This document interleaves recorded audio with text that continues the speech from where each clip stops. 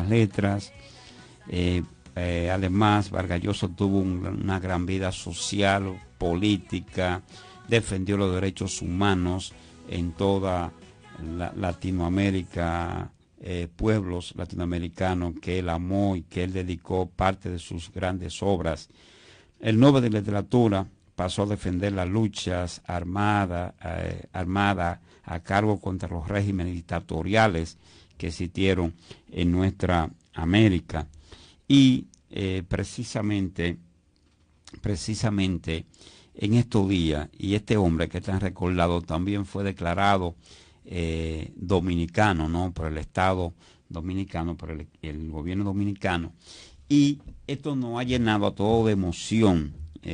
Una obra que escribió con relación a la dictadura de Rafael Leónidas Trujillo, en todas sus obras inmensas que escribió Vargas Llosa, y precisamente desde Lima, Perú, tengo precisamente a un ciudadano ejemplar, un ciudadano que conoció a temprana edad a Vargas Llosa.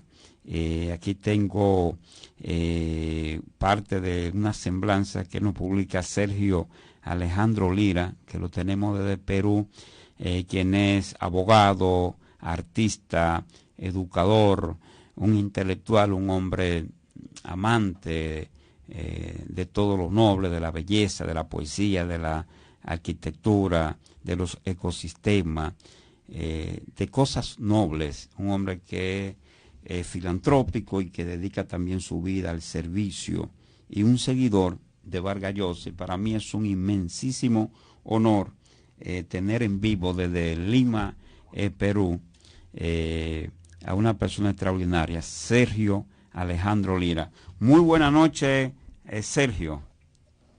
Muy buenas noches, señor Gil. Buenas noches también a todos sus oyentes. El honor es mío y a sus órdenes para lo que pueda ser bueno. Sí, me gustaría que usted nos contase esa experiencia que usted tuvo cuando niño al conocer a Vargas Llosa en ese aeropuerto. Me gustaría que usted nos contase parte de esa historia, lo que usted vivió en ese momento. Bueno, sí, esa fue la primera vez que lo conocí en persona, porque antes aquí en la escuela solemos leer pasajes o escritos completos de algunos de nuestros mejores escritores, como Vargas Llosa, Julio Ramón Ribeiro, bueno, y otros.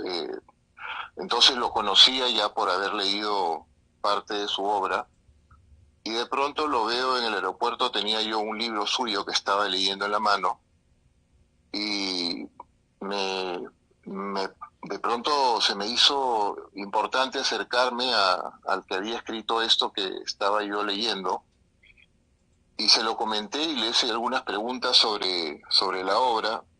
Y claro, tendría yo, no sé, 12, 13 años a lo más, y a él le hizo, supongo que un poco de gracia que un chico pequeño se le acerque y le hable de su obra, y muy amablemente pues se quedó conversando conmigo, de lo más amable, porque claro, él era un señor, digamos, que estaba seguramente con demasiadas cosas que hacer, y se quedó conversando con este niño interesado en su obra, lo que habla de su lado amable y gentil también, ¿no? Porque tenía también un lado fuerte, sí, pero había otras ocasiones en las que era una persona muy humana.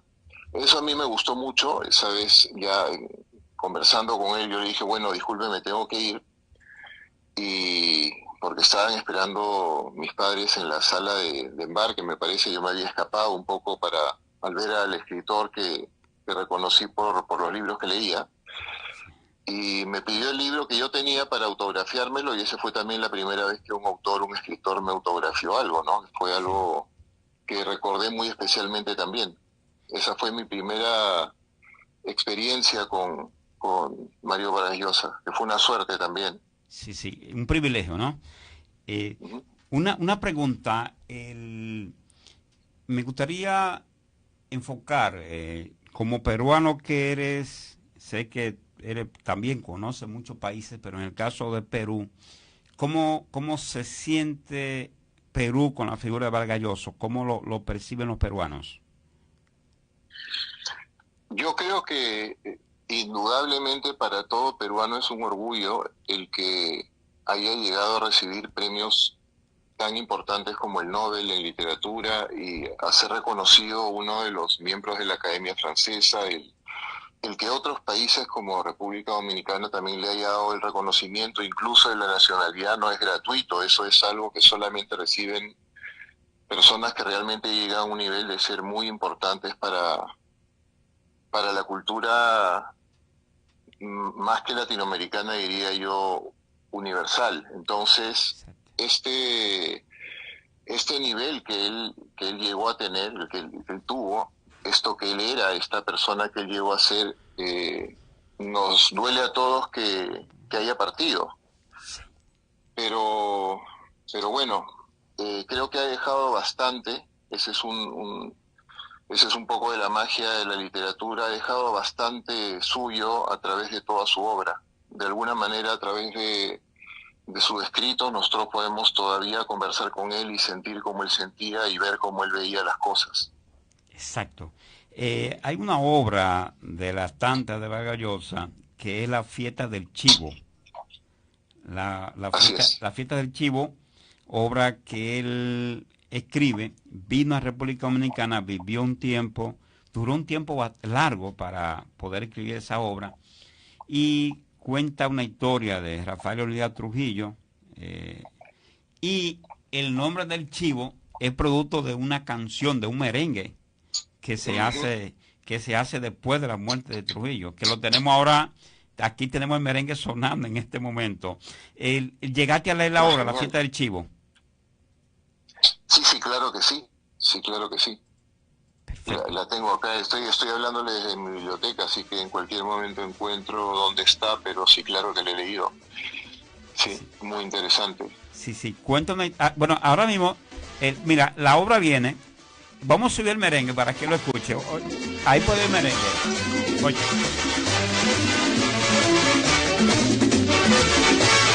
Escúchalo tranquilamente.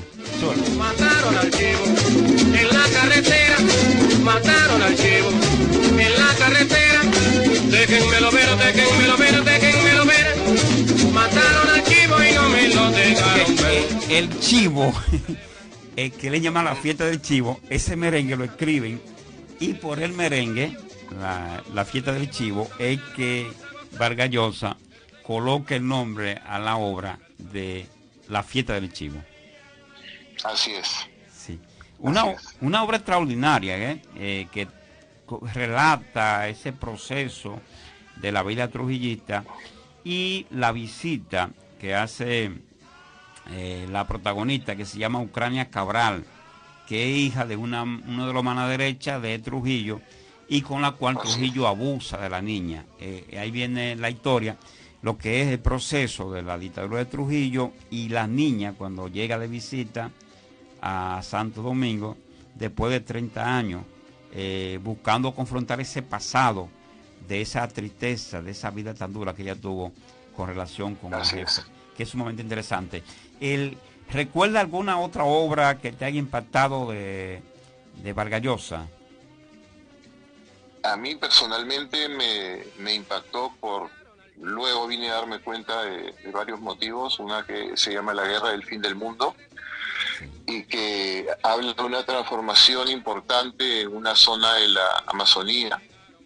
Y luego yo he tenido que ver una transformación importante en una zona de la Amazonía donde también vivo parte del año. Entonces es una obra que tengo muy cercana, ¿no? Y que de hecho, después de estarla comentando aquí con ustedes, creo que voy a volver a leer.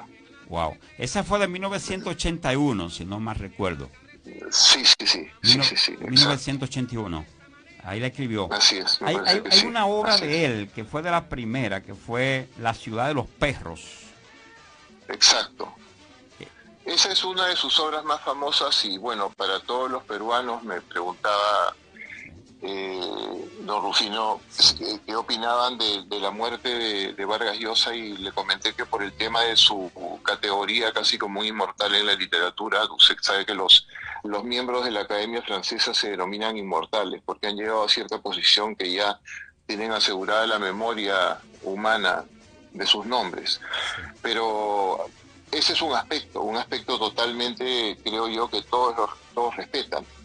Ahora, está el otro aspecto, el aspecto, digamos, del hombre político, porque Mario Vargas Llosa también fue siempre un hombre interesado en la política desde joven, y allí sí, lamentablemente en política siempre va a haber tirios y troyanos, siempre va a haber a quien le agrade ciertas posturas que le haya tomado y a quien le molesten, pero creo que es bueno separar digamos, el académico, el escritor, aquel que todos admiramos, de ya temas menores como filiaciones políticas o ideas, qué sé yo, de otro tipo, ¿no? Que ya no vienen al caso.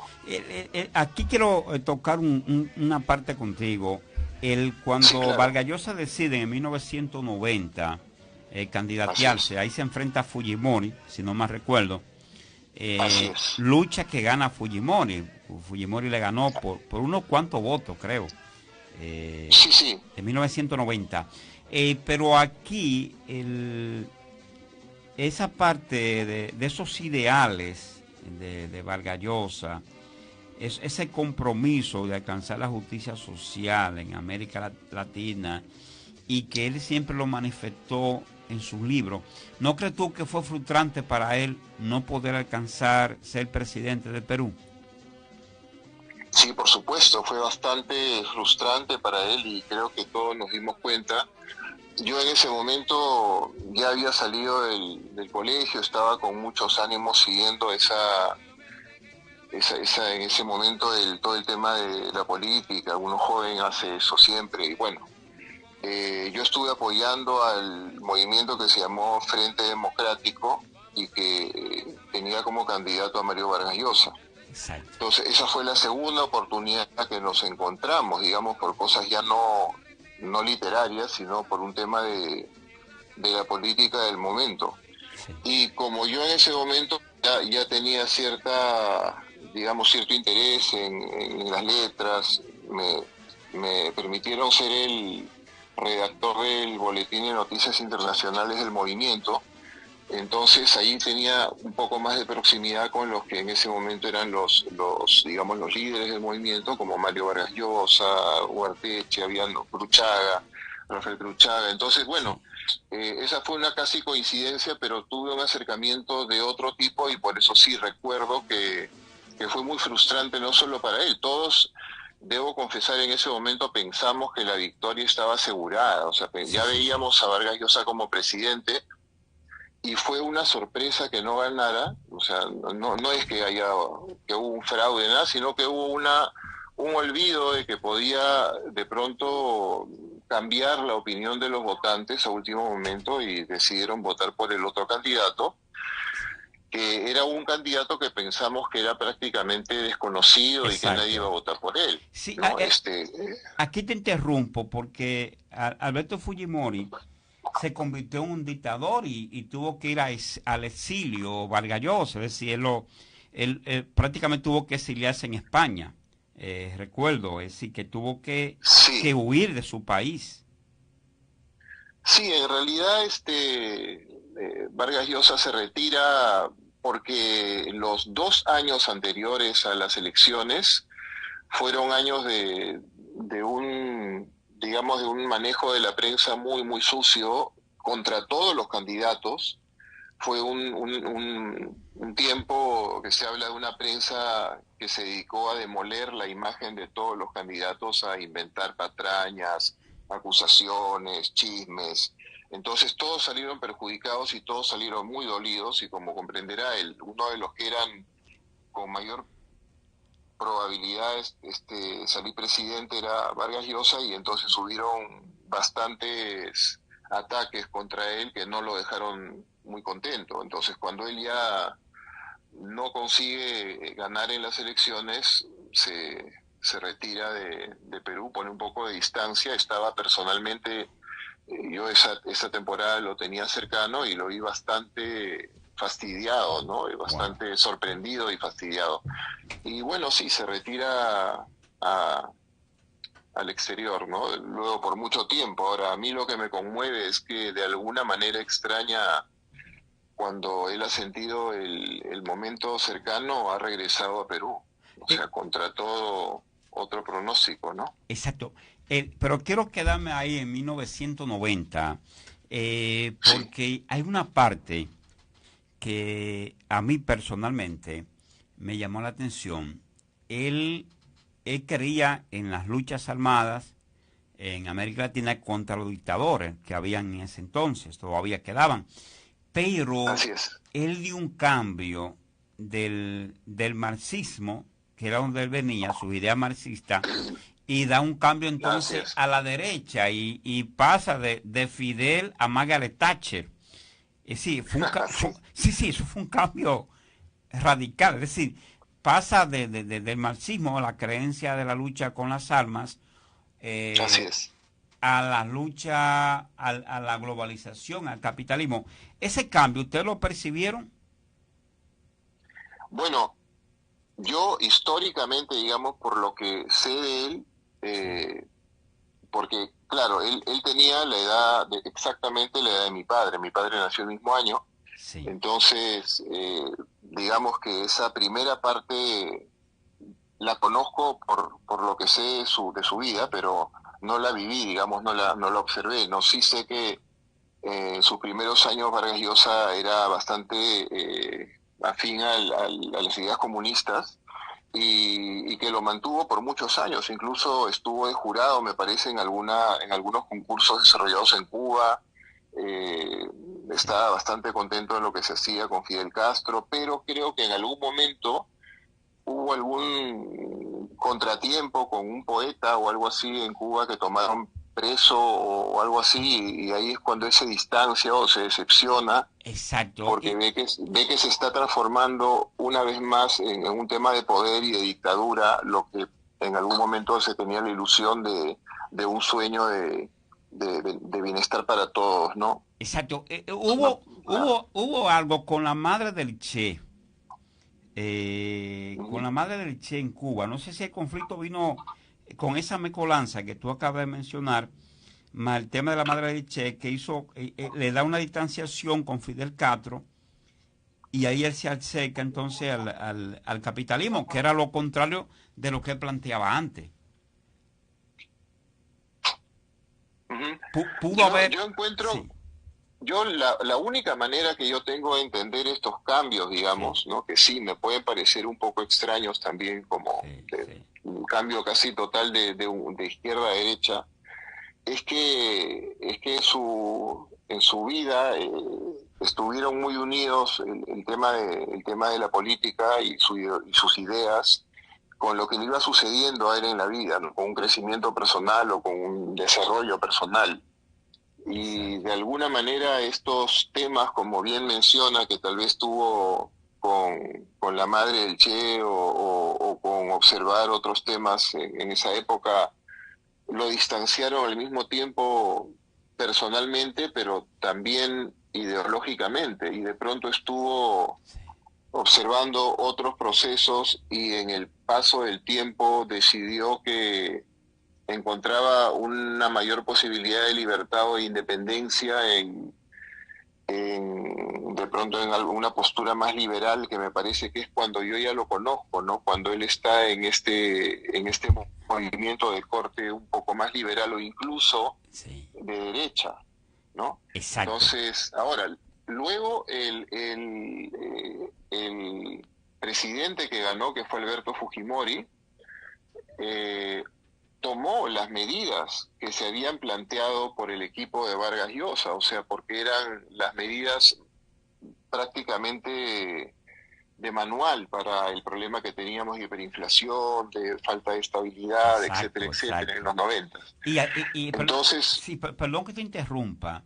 sí, no, por favor. Sí, te voy a interrumpir en esta parte, porque para analizar el panorama, en ese entonces estaba el Perú, el Sendero Luminoso, que eran unos movimientos que eran de izquierda, que eran bastante revoltosos, y en El Salvador había también movimientos guerrilleros. Es decir, que en esos países había unos grandes movimientos guerrilleros. Entonces, para poder ambientar, tú sigues con el tema, para poder ambientar, había mucha guerrilla en Nicaragua, los sandinistas, había un ambiente muy convulso en esos países, y Perú con el Sendero Luminoso y otro grupo no se quedó atrás, que ahí vino la atrocidad de que cometió Fujimori. Y sigue con el tema, sí, escúchame. No, sí, claro, claro, acá hay, exacto, eso es importante recordarlo porque Claro. es un panorama totalmente distinto al que tenemos ahora, ¿no? Que mucha Exacto. gente joven no lo concibe, pero cuando yo era chico crecí entre bombas y vidrios rotos y eso para mí, alarmas y ráfagas de ametralladora, y era como que los ruidos a los que estábamos acostumbrados. Y Exacto. ver a los tanques militares y a los soldados era como cosa de todos los días saliendo de la escuela. Entonces, sí, yo veo que ahora definitivamente comparado a esos tiempos se vive una tranquilidad increíble, pese a la delincuencia común, pero la verdad que es una época mucho más tranquila, y a veces cuando se trata de juzgar lo que pasó en una época convulsa, cuando uno está en total tranquilidad, se cometen errores, porque mucha gente actuó en ese momento con mucho miedo y sin saber mucho más que por dónde podía sobrevivir, ¿no? Tanto del lado de los guerrilleros como del lado del ejército. Y los Exacto. dos terminaron cometiendo atrocidades, porque ambos temían por sus vidas. Yo no voy Exacto. a decir que este estaba correcto y este estaba equivocado, pero los dos estaban armados, llegaban a un pueblo y no sabían si en ese pueblo colaboraban con uno o con otro lado, y los dos terminaban masacrando a los pobladores, que Exacto. no tenían nada que ver ni con la ideología, ni con la guerrilla, ni con nada. Pero Exacto. eso pasó y murieron casi 100.000 personas, entre las que sabemos, ¿no? Entonces fue terrible durante años. Bien. Eso lo termina Fujimori en su primer periodo, y se le considera, si solamente se considera ese primer periodo, se le podría considerar uno de los mejores presidentes. Pero el problema fue en lo que él se transformó luego, Exacto. ¿no? Luego, bueno, ese es otro tema. Sí, no, quédate Ese ahí, es otro Sergio, tema. porque quiero para que la gente sepa, la gente que nos sintonizan, que entran y me están escribiendo, estamos conversando con Seijo Alejandro Lira desde Sí. la capital de Perú, Lima, que está con nosotros. ¿En qué zona de Lima tú estás en este momento, Estoy en casa en San Isidro. San Isidro? Sí. ¿Esa zona del centro de la ciudad o es un... Es una zona antigua de la ciudad, de entre el centro y las zonas más nuevas, sí.